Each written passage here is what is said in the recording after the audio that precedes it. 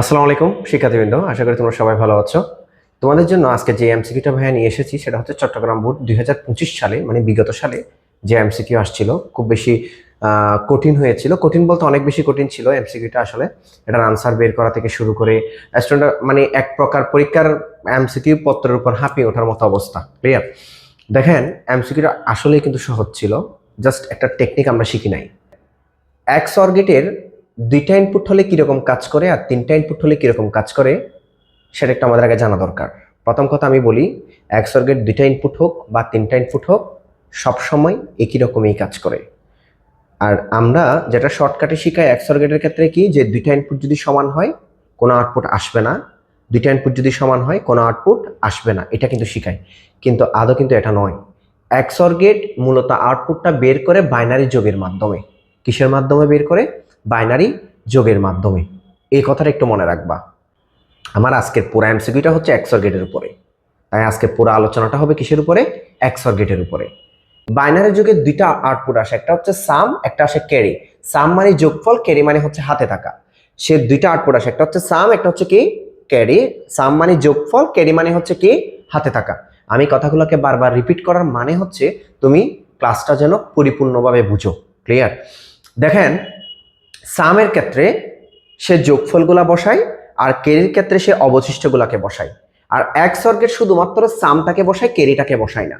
আবার বলতেছি, এক্স অর্গের শুধুমাত্র সামকে বসায়, ক্যারিকে কি বসায় না। তার একটা প্রমাণ দেখেন।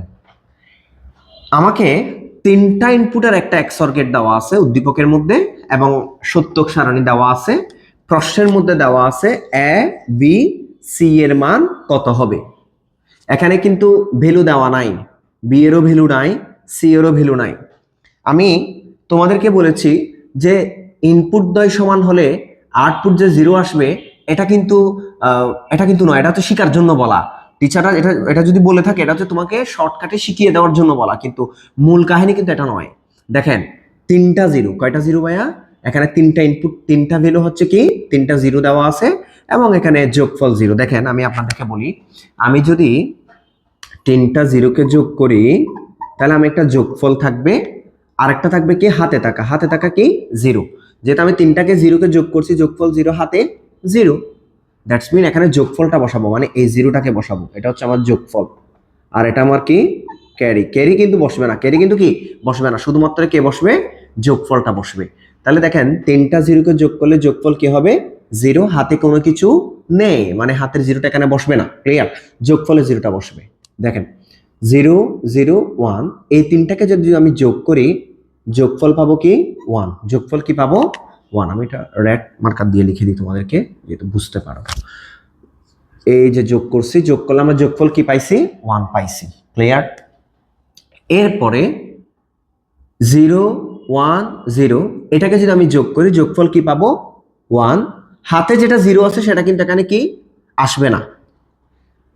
One zero one one, zero one one, এটাকে যোগ করলে যোগফল কত হয় আমরা সবাই জানি। বাইনারিতে যদি দুইটা ওয়ান থাকে তাহলে এটাকে হয় টু। টু এর বাইনারি হচ্ছে কত? One zero. টু এর বাইনারি কত? One zero. তাহলে ওয়ান জিরো হলে জিরো বসবে, হাতে কি থাকবে? ওয়ান। হাতের ওয়ানটা কিন্তু এখানে আসবে না, এক্স অর গেট কিন্তু হাতের ওয়ানটাকে আনবে না, শুধুমাত্র যোগফল গুলাকে আনবে। জিরো। ক্লিয়ার? এরপরে ওয়ান জিরো জিরো, এটাকে যোগ করলে যোগফল কি হয়? ওয়ান। হাতেরটা আসে নাই, ওয়ান জিরো ওয়ান, যোগ করছি, যোগ করলে হয় টু। এই যে যোগ করলে হয় কি টু, যেহেতু এখানে দুইটা ওয়ান আছে। এটা এটা কিভাবে আছে দেখো, জিরো ওয়ান যোগ জিরো যোগ ওয়ান। তাহলে এটাকেও যদি আমি যোগ করি তাহলে যোগফল পাচ্ছি কি টু। টু এর বাইনারি হচ্ছে কি ওয়ান জিরো। তাহলে প্রথমে জিরো বসছে, ওয়ানটা বসে নাই। দেখেন, এরপরে আবার এই দুইটাকে ওয়ান যোগ করছি, যোগফল জিরো, হাতের ওয়ানটা বসে নাই। এই যে তিনটা ওয়ান আছে না এখানে, তিনটা ওয়ান, এই যে কয়টা ওয়ান? তিনটা one. One one one equal three. আমরা সবাই জানি থ্রি এর বাইনারি হচ্ছে ওয়ান ওয়ান। থ্রি এর বাইনারি কি ওয়ান ওয়ান। তাহলে ওয়ান বসবে, হাতের ওয়ানটা বসবে না। হাতের ওয়ানটা কি বসবে না। আমি কি বুঝাইতে পারছি তোমাদেরকে? হাতের ওয়ানটা কি বসবে না। দেখেন, এখন যদি আমাকে বলা হয় এ বি সি এর মান কত? আচ্ছা, তোমরা তো মানগুলো বের করলো না। এখন এ এর ভ্যালু হচ্ছে ওয়ান, বি এর ভ্যালু হচ্ছে 0, সি এর ভ্যালু হচ্ছে 1। তাহলে দেখো আমরা পাইছি কি 101, তাহলে কি আমার অপশনে 101 আছে? এইতে আছে 101। এটা কিন্তু বিসিএস এর প্রশ্ন থেকেও কঠিন অনেক বেশি করেছে, বুঝছেন কিনা? তাই আমার কথা হচ্ছে এক স্বর্গের 3টা হোক, 4টা হোক, 5টা হোক, যদি তোমার মূল বেসিকটা তোমার ঠিক থাকে, মূল বেসিক যে জিনিসটা তোমার থেকে শেখা দরকার, মুখস্থ টুখস্থ না শিখে বেসিক ধরে ধরে যদি তুমি শিখতে পারো, ইনশাল্লাহ তোমার কোনো গেটের মধ্যে ঝামেলা থাকবে না। আশা করি ভালো থাকবা, সুস্থ থাকবা, ভাইয়ের জন্য দোয়া করবা। আসসালামু আলাইকুম।